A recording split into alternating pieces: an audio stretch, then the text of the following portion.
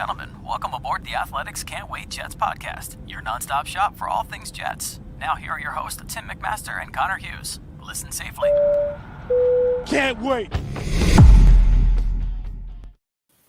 The presenting sponsor for today's episode of Can't Wait is Visa, a network working for everyone.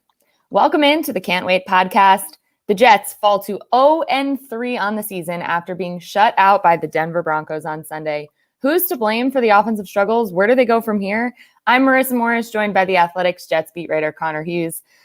Connor, I know it's early there in Denver, but let's just get into it. What were your initial thoughts of yesterday's 26-0 loss to the Broncos? Yeah, I've covered bad for a good long while. You know, I've covered bad games. Actually, I mean, I blocked out a lot of that 2-14 season just because of, you know, how miserable it was covering that. But I know they were shut out by the Dolphins. I know they were shut out by the Broncos in 2017 as well. The game that Josh McCown, you know, earlier in practice or earlier in the game that week was told, you know, he had just won Offensive Player of the Week. He was told that he was going to be the quarterback the rest of the year. Josh had spent all week talking about how awesome it's going to be the quarterback for the rest of the year because he'd never done that before and start a full 17 games. And of course, his wrist basically explodes mile high and he doesn't play again. So Bryce Petty comes in. It was bad. That was the infamous, if I'm not mistaken, the Johnny Morton, sometimes you just got to get out of their game. But I've covered bad football and I've covered bad games. I don't know if this one is the worst game I've covered, but it's up there. When you talk about a team that was undisciplined, you talk about a team that, by their own admission, by Greg Van Roten's own admission, was lifeless. A team that lacked any semblance of competence on the offensive side of the ball. A rookie quarterback that for the second time in 3 weeks was a human pinata. A team that was supposed to not compete for the playoffs, not fight for a Lombardi trophy, not compete for a divisional title or even sniff a wild card berth, but a team that was expected to compete in games at the minimum to again get their ass kicked. It was disgusting. It was pathetic. The Jets are a team that's now teetering on unwatchable. It's a bad football team, and it's not only just a bad football team, because there are tons of bad football teams in the NFL. The Jacksonville Jaguars are a bad football team, but they stuck with a very good Arizona Cardinals team. You know, the Lions, they're a bad football team. It took a 66-yard kick from Justin Tucker to not win that game. The Giants are a bad football team, but they've lost their 3 games by a combined 18 points. The Jets aren't just bad. The Jets are teetering on unwatchable. And it's just another year of the same old, same old. And I fell victim this year to not thinking the Jets were going to be good, to not thinking the Jets were going to surprise anyone with 8 or 9 wins. I mean, I said right before, after watching the team in training camp in the preseason, that I felt this team was a 4-win team, at best a 5-win team. That might have actually been overselling it a bit, but a 4 or 5-win team, that's a bad football team. But what I expected from this team was them to compete in games, them to keep games close, them to go up against teams that are clearly better than them, to go up against teams that are clearly head and shoulders above them in terms of their development, in terms of their talent on the field, in terms of their coaching and all that stuff. Just a better team, but at least to keep games close. For the first time in years, to have an offense that can score points. And what if the Jets trotted out there for their fans? They haven't scored a touchdown in 8 quarters. They've scored 2 touchdowns on the entire season. They've been outscored in the first half of games 46-3. And they are averaging in 2021 6 points per game. They're averaging 1 less sack per game, 5, than they are points per game, 6, in 2021. I mean, it's miserable. And I feel for Jet fans. I not mourn for them, but I can sympathize with them, because once again you were sold this, it's not about wins this year. Basically everyone, to a man, whether it was Joe Douglas or Robert Saleh or Woody, I mean, all of them, they basically said they're punting on the season, but don't worry, because they're still going to compete. This is going to be a team you're proud of. This is a team you can see the vision. What vision are the Jets giving you to see? What hope are the Jets giving you? The only positive to Sundays for the Jets is the fact that you know the game will eventually be over. I mean, that's literally it. So it's just it's miserable. I mean, it really is. And covering this team is miserable. And I've got no emotional ties to this team. So people that are genuinely emotionally tied to this football team, to see this week in and week out, a team that is, Robert Saleh didn't want to say it, although we ended up talking backwards on it when Rich brought up the word regression. This is a team that's regressing. You saw them actually compete. Like the competing thing, that's what the Jets did the second half against the Panthers. That was competing. What happened against the Patriots, that was abysmal, but at least you could hang your head on a running game and the defense, right? So, I mean, that was definitely a step back from that second half against the Panthers. But again, you could hang your hat on the running game and the defense. What happened against the Broncos? Defense wasn't good. Offense wasn't good. Coaching was an utter disaster. And now you're 0-3 for the third time in as many years. I mean, it's at what point forget turning a corner. At what point do the Jets even see a road that's about to turn? Like it's bad. It's bad. It's worse than I thought. I didn't think Jets were going to be good this year, but this is worse than I thought, and it's only going to get worse from here on out. All right, well, that brings us to Zach Wilson, and obviously where we start a lot of our shows. Wilson was 19 for 35, 160 yards, no touchdowns, 2 interceptions, and a 19.6 QBR. Also sacked 5 times, like you mentioned.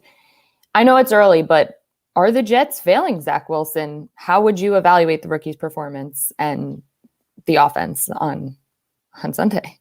Stop me when you've heard this before. You can't. You can't evaluate him right now. You can't. It's no different than the stuff we said about Sam Darnold. And look, it's still early, and I don't like saying I'm wrong. You know that. You guys all know that. You all know that I don't like. You're a pretty honest guy, though, Connor. You're pretty honest. Yeah. So I thought that Joe had done more for Zach than he did for Sam, and on paper he has. I know that. On the offensive line, like the Jets were without Mekhi Becton, right? I mean, that's obviously not great. He's a first-round pick. But 4 of the 5 starters that the Jets trotted out there, with the exception of Fant, who was supposed to play right tackle, but still, when they signed him, they didn't have Becton, and he was told that he was going to be the left tackle of this team. So 4 of the 5 starters in that offensive line were players that Joe Douglas signed. The one player that wasn't signed was a first-round pick in Elijah Vera Tucker. Every receiver that was there that started for the Jets, was guys that Joe Douglas went out there and got. He claimed Braxton Berrios.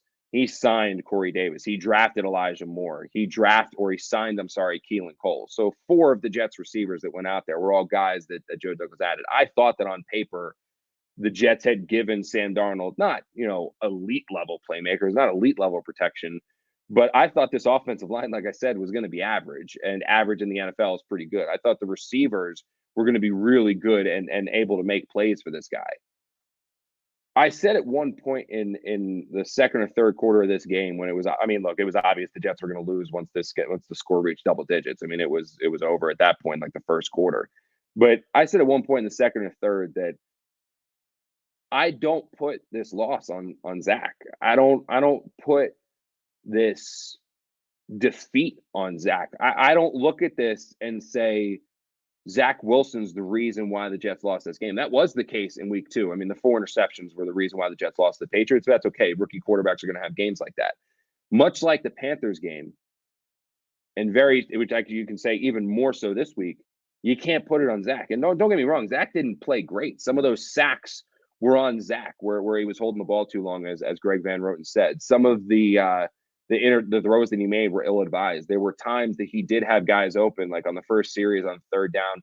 Elijah Moore was open on the out route, wide open on the out route, and Zach short-hopped it to him. Now, did Elijah Moore run the route 2 yards too long? I don't know. Did Zach Wilson misread it and throw it short when Elijah Moore ran the right route? I don't know. Either way, it was it should have been an easy pitch and catch, and the ball was bounced. So for whatever reason, Zach Wilson didn't play perfect, but the fact that he's still here, the fact that he's still standing, he should be celebrated, because what's he supposed to do?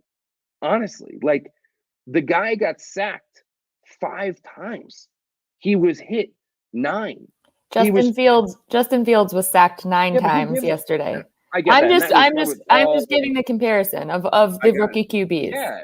And they had a net passing. They had one net passing yards. I had all that stuff flood my inbox. Look what happened to Justin Fields. Who gives a shit what happened to Justin Fields?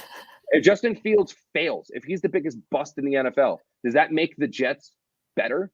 No. I mean, he's even playing the same division. Like, if you want to talk about, look at how Josh Allen, or look at Mac Jones. Okay, I get that, because they're at least in the division, so the Jets are going to see that team twice a year. They're in another conference. Who gives a shit if Justin Fields fails? Who gives a shit if Justin Fields gets sacked a billion times? It doesn't make the Jets any better. Like, I hate that. Like, yeah, but I mean, like, the rookie QB is like, it's not like they picked the wrong one or something. It's not like, oh my gosh. Don't get me started on if Sam Darnold would be having success here. Sam Darnold would be in the injured reserve if he was here. But the whole thing is, like, as I'm like Zach, like, back to the Zach Wilson things. We got off topic a little bit there. It was just, he got sacked 5 times.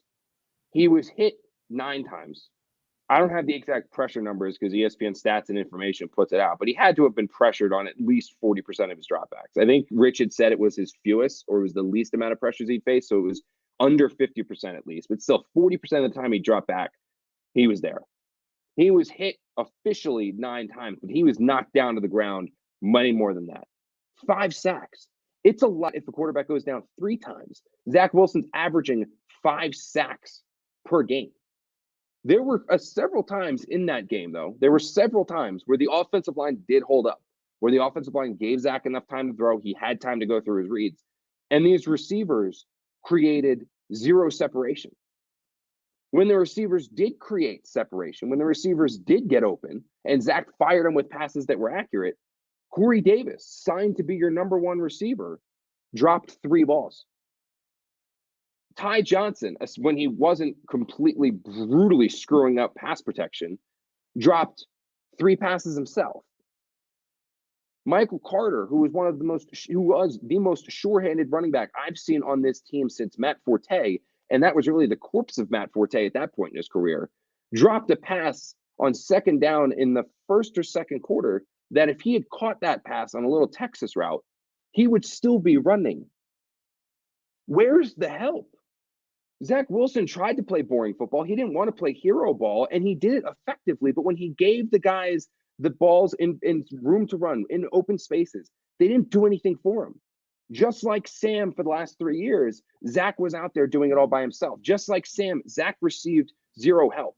When Joe Douglas spoke to us, the whole thing about what he said to Zach's parents about, I'm going to protect, or Sam's parents about, I want to go protect your son.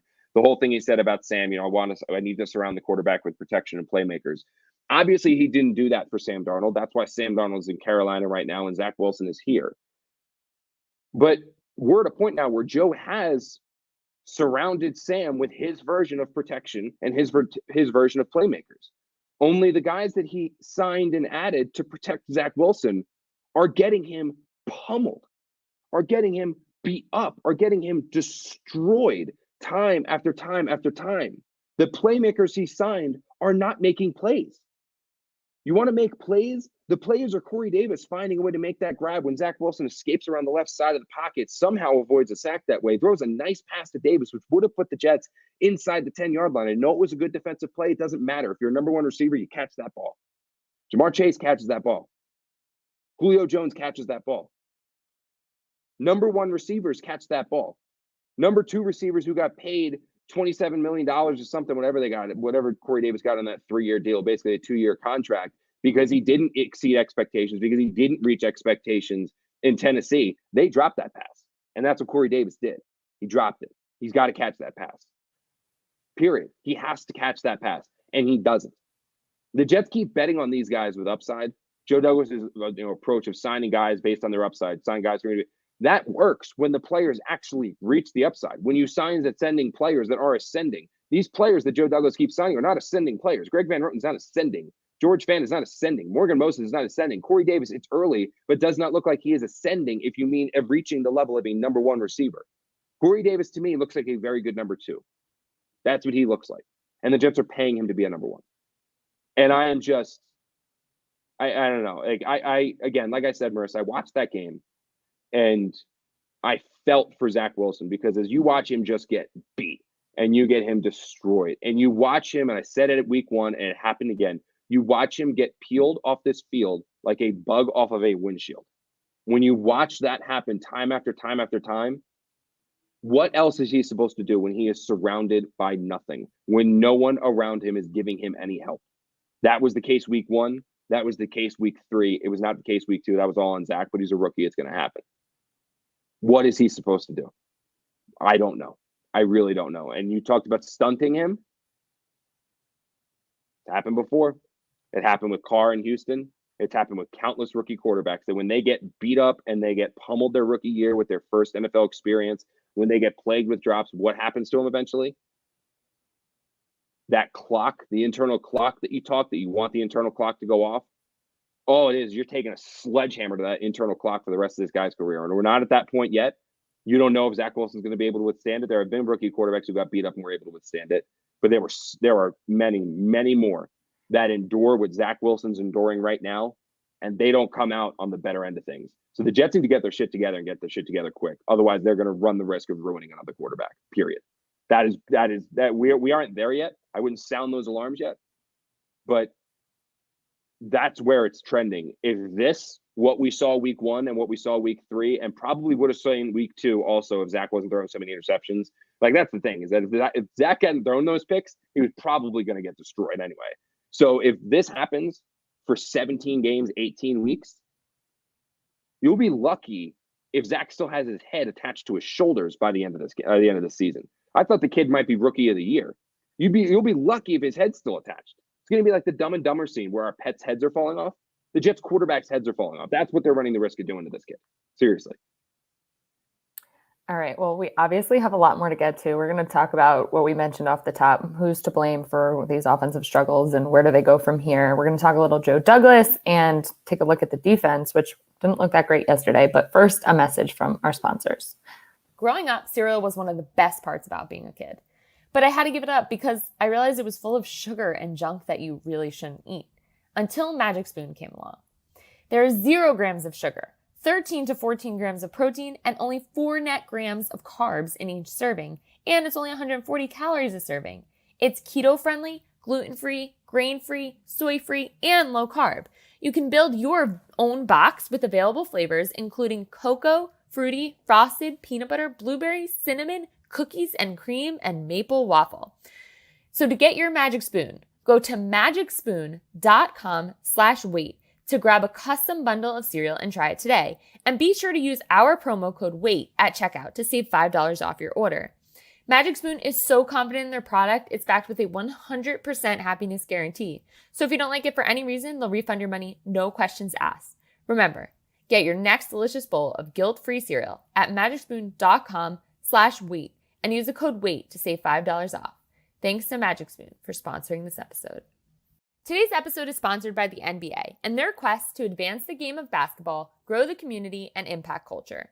The league celebrates its teams, players, and fans across the past, present, and future as part of its 75th anniversary season. That game highlights pivotal moments on court and beyond, from iconic plays in arenas to the impact players have in the community.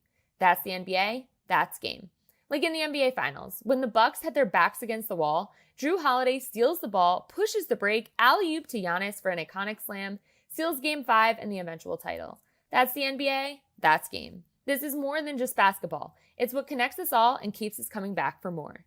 That's the NBA, that's game. All right, welcome back to Can't Wait. And Connor, you mentioned this earlier. Through the first 3 games, the Jets averaging 6 points. We talked about who's to blame. There's many comments in the chat. This one comes from Y_M2X. Who takes the blame for the offensive struggles and this game plan? There wasn't a clear plan on how they were going to attack the Broncos defense. I think this is where I will agree with Saleh quite a bit. This is where I will kind of side with him, is that I don't think it's one person. I don't think you can't say it's Zach Wilson. You can't say it's the offensive line. You can't say it's the receivers. You can't say it's all the players. You can't say it's all Mike LaFleur. You can't say it's all Robert Saleh. You can't say that it's inexperience. You can't say that it's the fact that the Jets don't have any experienced coach really on this roster. You can't say that it's Joe Douglas. You can't say that it's Christopher or Woody Johnson solely. It's all of them. It's a collective effort. You don't get to this point unless it is a wholesale organizational failure to this point. And yes, there is a ton of time left. It's week 3. So they can come out next week against the Titans. I don't see it happening. And win 28-21 or 34-28. And then go to London against a bad Falcons team and drop 20 or 30 points again. And suddenly it's like, okay, they endured those hiccups those first 3 games. Now they've kind of figured themselves out. They're starting to go again. But I don't see that happening. I don't see where the silver lining is. I don't look at this offense and see one area to fix. And that's the one thing that Saleh says when we bring up the offense. He likes to point out that, well, it's not just one thing. It's all of these things. And I said this after week 1 when it was about the protection. We were talking specifically about the protection. Remember, like, because they just gotten beat like for 6 sacks and the 10 hits against the Panthers. And Saleh was like, well, it's not just the offensive line. It's like he named 5 different areas of why the protection's failing. And I said to him, I was like, okay, Robert, well, isn't that technically worse? You know, you think about a hole in a dam, right? The water's shooting out of the dam. Well, if there's only one area where the water's shooting out, it's like, okay, we'll plug that area and it's fixed and we're good. But like, there's not one area where the water's coming out of the dam, Saleh said about the protection. There's like 10 of them. So I was like, okay, well, isn't it then technically a little harder considering now you basically have to fix everything about the protection? And he was like, yeah, you could put it that way. Like, he kind of like was like, oh, he said good question because it was like, oh, how did, like, I guess that is a way you could, that doesn't sound good. Well, now we're talking about not just the protection, we're talking about the offense. And he said, well, it's not just one thing. And he's right. Joe Douglas has fielded a team. He had 2020 free agency. He had 2020 draft class. He had 2021 free agency. He had 2021 draft class. He's fielded an offense and built an offense that is averaging 6 points per game. Mike LaFleur is calling the plays and preparing an offense that has scored 3 first-half points in 3 games and is averaging 6 points per game. Robert Saleh filled out a coaching staff that was filled out a coaching staff and a roster that was comprised of many people that have not done this before. Their quarterbacks coach has never been a quarterbacks coach before.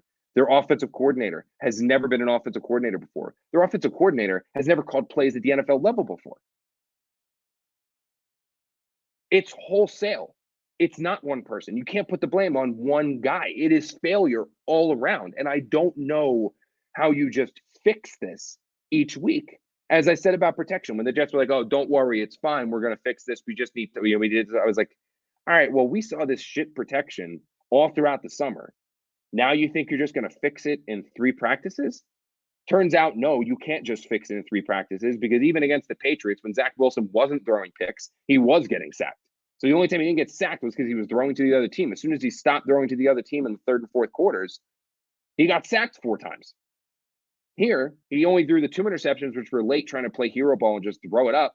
But he sacked 5 times and hit 10. So no, the offensive line is not any better. Like, it's like there are times where they actually protect him, but then it's like, well, no receivers are getting open. So this is wholesale. This is the offensive line playing poorly. This is the receivers playing poorly. This is Zach Wilson at times playing poorly. This is Mike LaFleur looking like he has no idea what he's doing. A quarterback's coach that clearly isn't making the quarterback better. The Jets not really having, after Greg Knapp passed away, somebody who is a veteran, experienced coach. I know they hired Kavanaugh, but Kavanaugh is not Greg Knapp.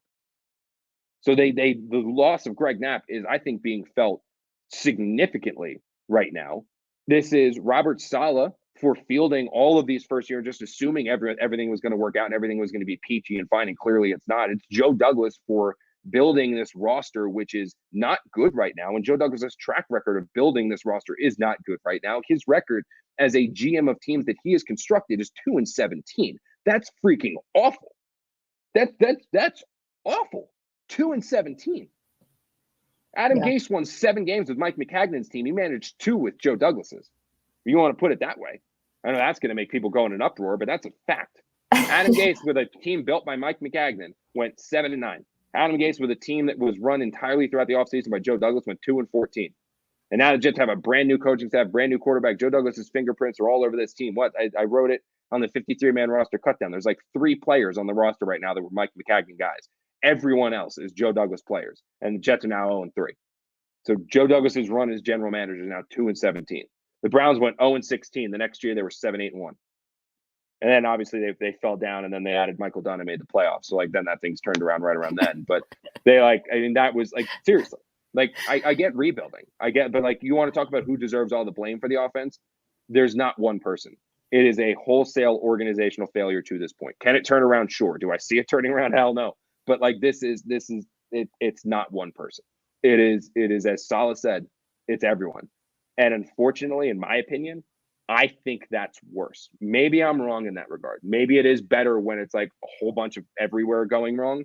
But in my opinion, that's worse because, like I said, the anecdote of like the water coming out of that little boy sticking his finger in the dam to stop the hole, right?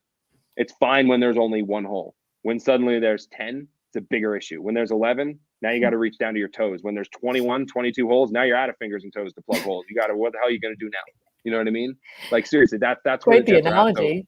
Seriously though, but the Jets are like the Jets are at a point now where they're saying, "Oh, it's everyone on offense, it's everyone offensive, everyone offense." To me, I think that's worse because if you have one area that's failing you and you can focus all your attention on that one area, I think that maybe I'm wrong. I didn't coach in the NFL, I didn't play in the NFL, but in my opinion, that seems a lot easier than knowing, okay, this week in practice, this week on Wednesday, Thursday, and Friday, we need to fix the protection. We need to fix pass blocking and run blocking. Although Greg Van Roten said run blocking is fine, they just need to run the ball more. Like, oh yeah, that was also, by the way, a little shot at the offensive coordinator. The Zach Wilson one about he needs to get rid of the ball quicker, that was just a fact. And then he said also the offensive line is. The chat has been talking a lot about that. Yeah, we'll get to that in a second. Okay. Well, we'll get to that in a second. I'll wrap this up. Is just basically by saying it's to me, it's a problem, a bigger problem when you're going into Wednesday's practice against a very good Titans team that's coming to MetLife Stadium, a team that's much better than what's like. I know their defense is ranked like 29th. They're significantly better than what that. I mean, they played some good offenses. They're a good team. That's a very good team, and that is a star-studded offense. Like, how the hell is Brandon Echols had an issue with Tim Patrick? How the hell is he going to stop Julio Jones? I mean, that. By the way, the Jets want to take away Julio and Brown, assuming Brown's injury is not too bad. Now we'll talk about this a lot on the second podcast this week, but like.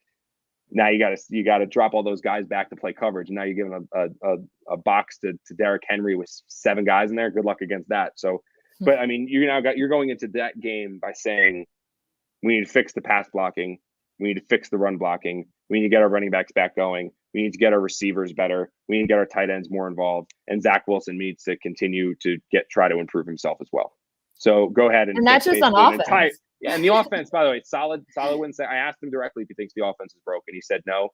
In my opinion, when you're averaging 6 points a game, when you have 3 points in the first half, when you need to fix every aspect of your offense, when you can hang your hat on basically nothing coming out of a game, when you can hang your hat on basically nothing, totality for 4 quarters to say we did this really well, you're broken. And when you have a broken offense, it's not easily fixed in a week. It's fact. And I've seen a lot of broken offenses. I saw the Jeremy Bates version. I saw the Adam Gase's version. I've seen a lot of bad offenses. Chan Gailey's version in 2016. I've seen a lot of bad offenses. This one might be the worst.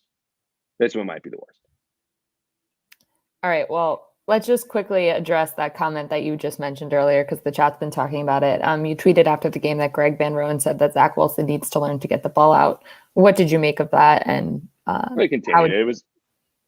Sorry. No, go. It was a longer quote. I mean, it was like, again, we're in a conference. So like that was the juicy part of it. And then he said, but also the offensive line needs to pass block better. I mean, the video, SNY tweeted out the full video and a couple other followers or Twitter people as well, like tweeted out the full video and you can go read it. I mean, but what he said was accurate. I mean, Zach does need to get rid of the ball quicker. Like there are some of the hits that he has taken in the pocket or hits that he's taken in the pocket because he's holding the ball too long. Now he's holding the ball too long because no one's getting open. He's holding the ball too long because he realizes he can't just throw it away after every 3 seconds. I mean, he needs to get like I just think the Jets need to build it. I need to go back and watch the film from this one to see if there were built-in checkdowns on sacks that Zach just didn't see, or built-in checkdowns that Zach didn't get to in time. Like I have to go back and look at that. But Greg was right. Like Van Roten was right. He does need to get rid of the ball quicker. Like that is a thing. Greg, like it is true. Like Zach Wilson needs to get rid of the ball quicker. That will allow him to not get hit as much. And as Greg Van Roten also said, the team needs to pass block better. Like the offensive line needs to do a better job as well. But I think what you saw after that game was a player in Van Roten who was fired up, who was clearly angry, who was speaking truths that if he would calm down a little bit more, he probably wouldn't have said any of those things. But the other thing as well, when we asked him about the run game, is he said, well, we only ran it like 15 times. How are you supposed to establish a run with that? That's a shot at Michael Floor. So not only did he come out and say Zach needs to throw the ball faster or get rid of the ball quicker, which is true, but he then also said, hey, we need to run the ball more. We're not running the ball enough. And that's a shot at the OC. So it's might be trouble in paradise with the Jets right now. And I know the Jets are saying like everyone's pulling the same direction. Everyone's like, oh, we're moving forward. We're gonna, it's not a rebuilding year, but it's all about getting better every week. These are still players. These are players that are not generally accustomed to losing. And these are players that don't want to lose. And these are players that don't want to answer questions every single week about how they suck. And they're getting tired of it because they didn't get their ass kicked in Carolina because Sam Darnold came way back down to earth in the second half and the Jets were able to make some things happen and they at least made it respectable. But they got their ass kicked by the Patriots and now they got their ass really kicked by the Broncos. And this whole the players are all looking at it. They're looking at the coaches and thinking the same thing. We're supposed to be in a position, put us in a position to succeed, put us in a position to compete, put us in a position where we are not becoming a laughing stock and we are not the same old Jets and we are not a team that's going to be a punchline on every highlight show. I mean, when I got back from the game last night, I sat in bed like I do and I put on the NFL Network's highlight show just to watch what happened in all the other games and see what happened. I actually, when I turned it on, they were showing the end of the Jets game. And the final remarks made by NFL Network were something like, well, this one went as expected, and then went to the next game. The Jets are being made fun of on Ted Lasso. It's seriously. And it's like these players see that and these players want to wear their Jets jersey with pride. I mean, look, you live with Michael. How often is he wearing Browns stuff? Like you're happy because you're a winning team. You want to be a part of a winning team and you want people to know I'm a part of the Browns. These Jets players, you think anyone wants to let people know they're a part of the Jets? The Jets are going to be number 32 in every power rankings around right now. They are going to be number 32 again. They are the undisputed worst team in the NFL. And the players are getting sick and tired of it. And the players who have been here multiple years are getting sick and tired of it. Van Roten was a part of the Jets last year, 2-14. He bought in believing things would be different this year. He's the one who said it's a different vibe, different field, different energy, different culture, right? But your culture is 0-3. Win games. Win some goddamn football games. That's what people want to see. Win football games, period. And the Jets are not doing that. And I don't want to hear about culture anymore. I was about to go on another rant, but I'm so tired of hearing about culture and energy and locker room and players love each other. Who gives a crap? Love ain't winning football games. So if these guys hate each other, fine. As long as they start winning games. And it's getting ridiculous because not only are the Jets not winning, they're not even competing. And that's the bad thing. Because the whole thing, you just want to compete. You want to keep it close. You want to have it be a game in the fourth quarter. And the last 2 weeks, it hasn't been. And I don't think it's going to be the case in against Tennessee next week either. And you can tell, I think Greg Van Roten's comments after the game, I think were a reflection of that. That players are getting sick and tired of this. All right. Well, one positive sign so far this season has been the defense, but not so much on Sunday. So we will get to what you saw from the defense coming up, and we will briefly look ahead to the Titans after one more message from our sponsors. This podcast is brought to you by DIRECTV Stream. Does this sound familiar? You've got one device that lets you catch the game live, another that lets you stream your favorite shows, you're watching sports highlights on your phone, and you've got your neighbor's best friend's login for all the good stuff. Well, I want to tell you about a simple way to get all the entertainment you love without the hassle. It's called DIRECTV Stream, and it brings your live TV and on-demand favorites together like never before, so you can watch your favorite sports, movies, and shows all in one place. That means no more juggling remotes and no need to buy another device ever again. And the best part, there's no annual contract. So get rid of the clutter and the confusion and get your TV together with DIRECTV Stream. You can learn more at directv.com. Compatible device required. Content varies by package. All right, Connor. So throughout the past 2 weeks, we have said, okay, the defense is a positive development. We were pretty impressed with how they've played so far, but allowing 26 points to Teddy Bridgewater, not exactly how you would have drew that one up. So what were your thoughts on the defensive performance against the Broncos? I think you still get the high effort. You still get the high energy. I think that the defense this week, they made some, at least, I mean, it's such a small sample size, but they made some uncharacteristically silly mistakes. The face mask penalty by Marcus May, the roughing the passer penalty by Shaq Lawson. I mean, was it Lawson as well, I believe, who lined up offsides. There was an illegal hands to the face, which gave another first down. I mean, there were a lot of penalties, a lot of silly ones. It was the pass interference by Eccles where he never turned the head around. Like, those were mistakes that the Jets were not making the first 2 weeks. Right. They were, and that hurt them this week. So, I mean, we still saw the high effort. We still saw the energy. We still saw the team that was fighting until the last whistle on defense. I mean, there was the Foley Fatukasi made that play on third and goal. I think it was third and goal where he came through and had a tackle for loss to set up I believe it was the Broncos field goal, if I'm not mistaken, on one of their trips down to the goal line. A team that's given up, a defense that's totally quit, a defense that's totally mailed it in. I mean, the Broncos come away with 14 points there. You know, Quincy Williams doesn't force the fumble. Foley doesn't make that play. That's easily 14 more points, or basically 14 more points for the Broncos had those two plays gone that way. I think you just saw some uncharacteristic, silly mistakes. Now, what I would be slightly concerned about, and I want to see against the Titans, is that this is a defense that, for the first 2 weeks, played a game that was, or had a performance, I would say, that was good enough to win. It would have taken against it was.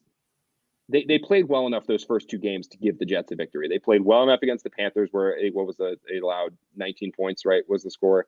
I think they allowed 19 points. That's nothing in today's NFL. The Patriots, what did they score? 19.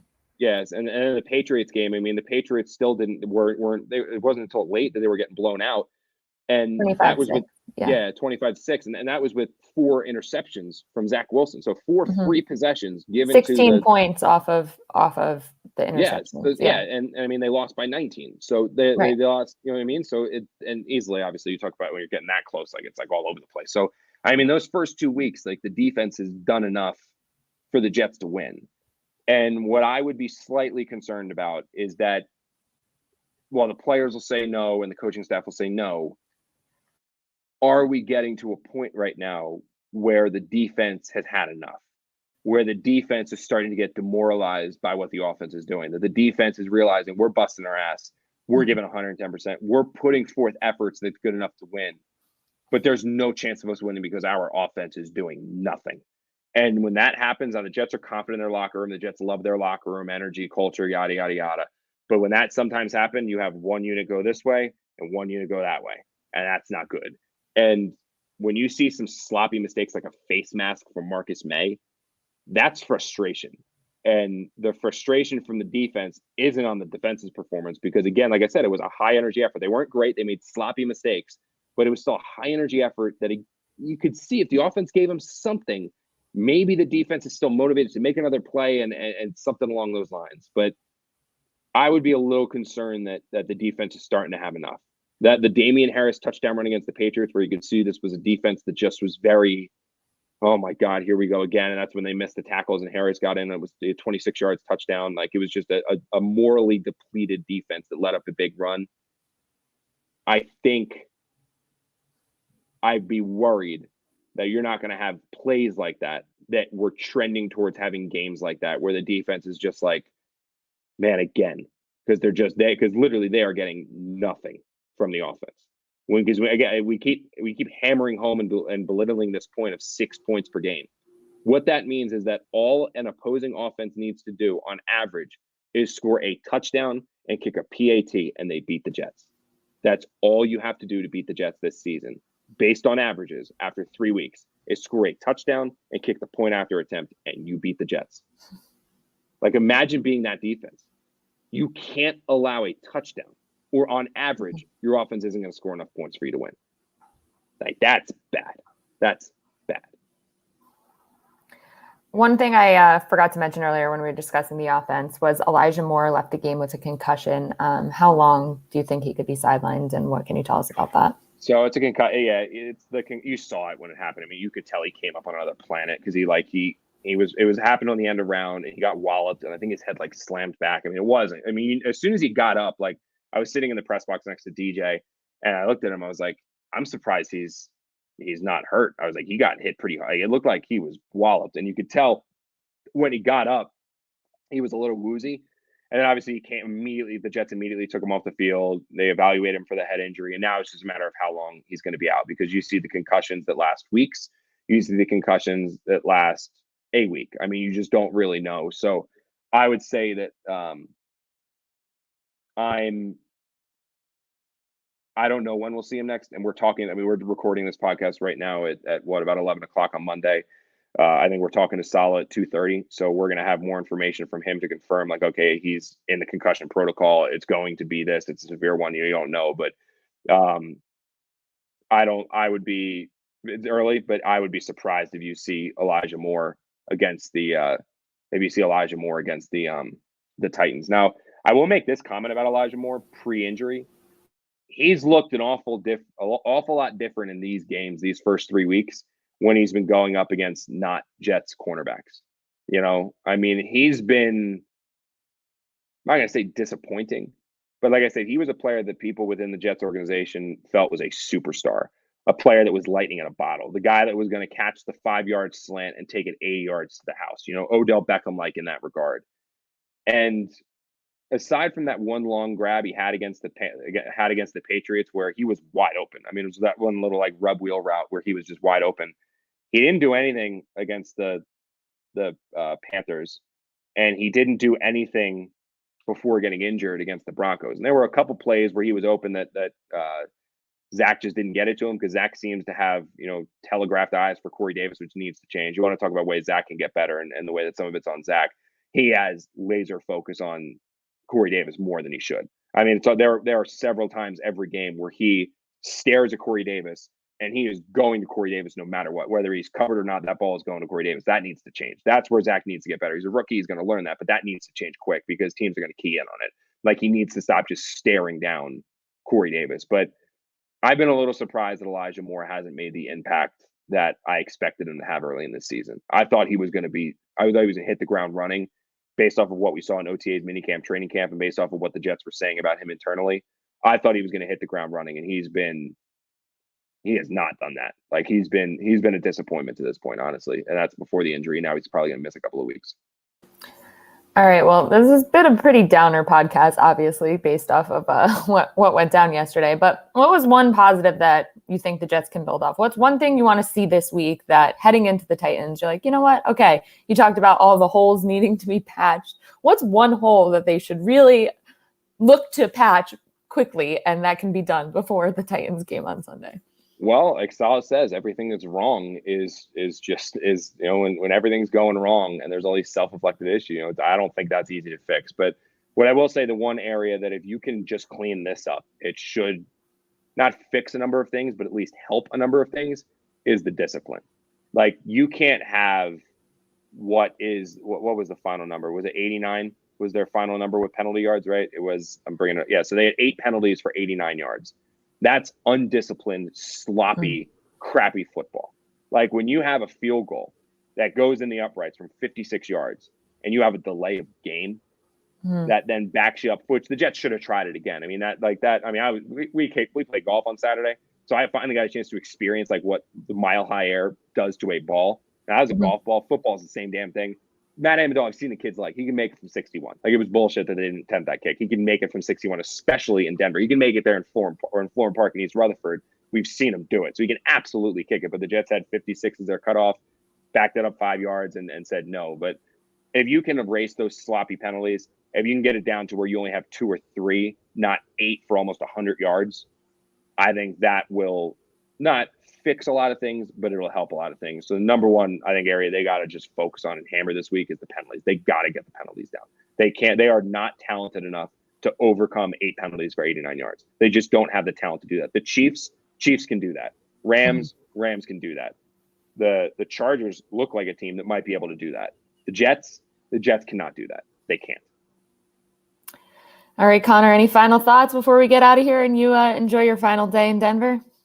I'm sorry to anyone who actually actively watched this team play. I feel for you. I sympathize for you. I'm sorry.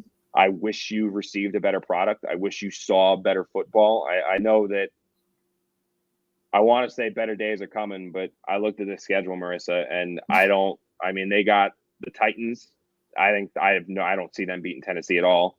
Then you got Atlanta in London. That's probably the one game where you could say, like, okay, they can win that one. But They just beat the Giants. Exactly. Right? Like the Giants looked at Atlanta as a get-right game too, and they just lost. I mean, they still have Matt Ryan. He's a very talented quarterback. Still have Calvin Ridley. They got Kyle Pitts. I mean, they got talent on that offense. Defense isn't very good. They got talent on offense. And the Falcons are looking at the Jets saying that's a get-right game. Jets are averaging 6 points a game. The Falcons are like, man, maybe that can get our defense going. So then they have the bye. Then it's at the Patriots versus a much improved Bengals team. Maybe that early bye is going to be because they can't lose. They need. Yeah. They can't lose on a game they don't play. But then it's at the Colts, who Carson Wentz should be healthy there. And I know the Colts haven't won a game yet, but they've played teams very close. Like they're losing close games, and they're playing top-tier competition. Then it's the Bills, who if you watched any bit in Buffalo, and if you watched any bit of that game against Washington, Josh Allen is back. Then you got the Dolphins, and Tua's probably going to be there for that one. And even if Tua's not, Jacoby playing. Brissett. Yeah. Ooh. Yeah, and I mean, he's not any good, but it's like that. He looked good yesterday. Then he took that game to overtime. 12. Yeah, he had his moments. And then you have Houston in week 12, but they compete, and they're playing tough. That Tyrod should be back by then, and they're playing tough and competitive. And then it's at versus the Eagles versus. I mean, it's murderer's row. I mean, going over this, I think we talked about it last. Like the only games where I'm like, okay, I think the Jets can win that one. Atlanta, Houston, Jacksonville, 3. So you're looking at what? 3 and 14. I mean, it's just God. This just like I said, it's 3 weeks. Things can change. Things can turn around. I've said that several times today, but I at least thought the Jets were going to keep games close. I thought they were at least going to have an offense that's exciting, and instead they have an offense that might be one of the worst I've ever seen. And I watched Luke Falk start a game. I watched Bryce Petty start a game. It's bad. Bryce Petty start games. I saw him start multiple games. It's wild.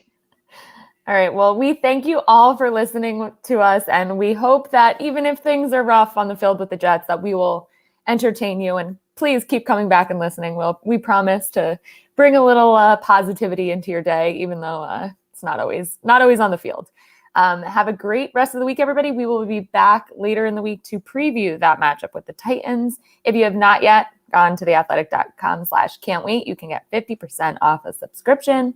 We appreciate you all listening. Have a good week, and we'll see you later.